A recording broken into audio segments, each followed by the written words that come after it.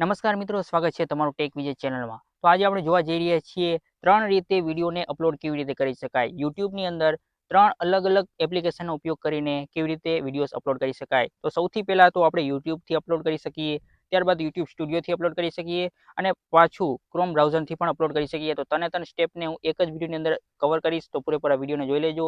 તમને ખૂબ જ સરળતા રહેશે કેવી રીતે વિડીયોઝને અપલોડ કરાય, કેવી રીતે સારી બેસ્ટ ટ્રીક કઈ છે, બેસ્ટ જે તમને સ્ટેપ કહી શકાય, બેસ્ટ ટીપ કઈ છે કે જેથી તમે સરળતાથી વિડીયોઝને અપલોડ કરી શકો। સૌથી પહેલાં તો યુટ્યુબને આપણે ઓપન કરી લઈએ છીએ। યુટ્યુબને અપલોડ કરીને આપણે પહેલાં ટ્રાય કરીએ છીએ કે આની અંદરથી કેવી રીતે અપલોડ કરી શકાય। આની અંદરથી તો લગભગ બધાને અપલોડ કરતાં આવડતું જ હશે। ત્યારબાદ હું મારી ચેનલ છે તેને સિલેક્ટ કરી લઉં છું। મારી જે આ ચેનલ છે તમે જોઈ શકો છો, આ ચેનલ આવી ગઈ છે। ત્યારબાદ તમે પ્લસ આઇકન ઉપર ક્લિક કરશો, ત્યારબાદ અપલોડ વિડીયો ઉપર ક્લિક કરવાનું। અપલોડ વિડીયો પર ક્લિક કરશો, ત્યારબાદ જે મેં સિલેક્ટ કરી છે, બનાવી છે, ત્યારબાદ નેક્સ્ટ ઉપર ક્લિક કરવાનું। ત્યારબાદ તમારે એડ ડિટેલ્સ ઉપર ક્લિક કરશો, એટલે કે તમારી જે બધી ડિટેલ આવશે એ દેખાડવા માંડશે। ત્યારબાદ તમારે એનું ટાઇટલ, ડિસ્ક્રિપ્શન, ત્યારબાદ એને તમારે જે રીતે અપલોડ કરવું હોય તે રીતે તમે અપલોડ કરી શકો। અત્યારે હું આમાં અપલોડ નથી કરતો, અત્યારે તમને પૂરેપૂરી રીતે તમને સમજાવી દઉં છું। ત્યારબાદ તમારે થંબનેલ પણ નાખ્યું તો થંબનેલ પણ અહીંથી તમે સિલેક્ટ કરી શકો છો। અત્યારે મને બેક કરી લઉં છું, થંબનેલ મારે અત્યારે નથી નાખવી, કારણ કે હું બીજી રીતે અપલોડ કરવાનું પણ તમને શીખવાડવા માંગુ છું। ત્યારબાદ આને ડિસ્કાર્ડ કરી નાખું છું, અને હું બેક કરી દઉં છું। ઓકે, ત્યારબાદ હવે યુટ્યુબ સ્ટુડિયોની અંદર પણ નવો ઓપ્શન આપી દીધું છે યુટ્યુબે, જેથી કરીને સરળતા રહે। કારણ કે ઘણી વખત લોકોને યુટ્યુબમાંથી અપલોડ કરવું, વળી વાંથી કરવું, એટલે અલગ-અલગ સ્ટેપ્સનો લેવા પડતા હતા। એટલે એના કારણે યુટ્યુબે હવે સરળતા ખાતર યુટ્યુબ સ્ટુડિયોની અંદર પણ ઓપ્શન આપી દીધું છે। પ્લસ આઇકન અહીંયા તમને દેખાતું હોય છે, તમે ત્યાં નોટિફિકેશન આઇકનની બાજુમાં તમે જોઈ લેશો તો તમને પ્લસનું આઇકન દેખાવા લાગતું હોય છે। પરંતુ જો નહીં દેખાતું હોય તો તમારે યુટ્યુબને અપડેટ કરવું પડશે। પ્લે સ્ટોરની અંદર જાજો અને યુટ્યુબ સ્ટુડિયો લખજો, એટલે કે વાયટી સ્ટુડિયો લખજો। ત્યારબાદ તમે એને અપડેટ કરી લેજો।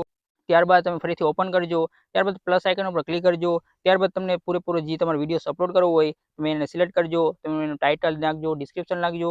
ત્યારે તમારે ટેગનું ઓપ્શન અત્યારે આમાં નહીં દેખાડે। ત્યારબાદ જ્યારે અપલોડ થઈ જાય ત્યારબાદ તમારે એને એડિટ કરવાનું।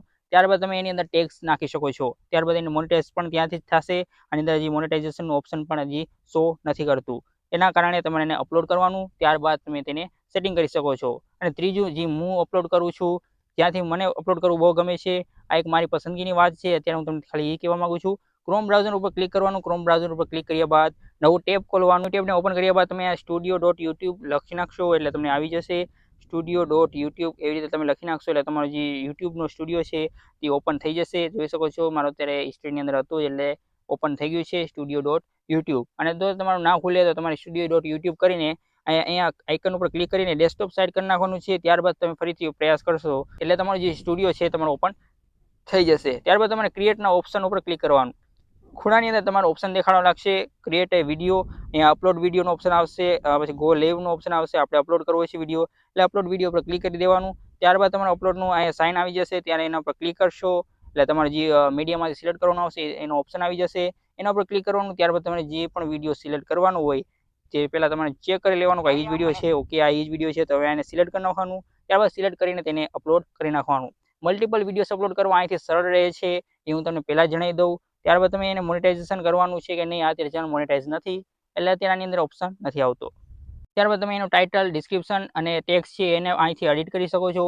તમને જો યુટ્યુબ સ્ટુડિયો અંદરથી બેસ્ટ લાગતું હોય તમે અહીંયાથી પણ અપલોડ કરી શકો છો। મને આ અત્યારે પસંદ આવે છે, કારણ કે તમે બધું સેટિંગ અત્યારે તમે એક જ ડેશબોર્ડની અંદર કરી શકો છો। તમારે કોઈ પણ એક નાની મોટી વસ્તુ માટે બીજા એક અલગ એપ્લિકેશન ઘણા ઓપન કરવાની જરૂર રહેતી નથી। યુટ્યુબ સ્ટુડિયોની અંદર ઘણી બધી હજી ઇમ્પ્રુવમેન્ટની જરૂર છે।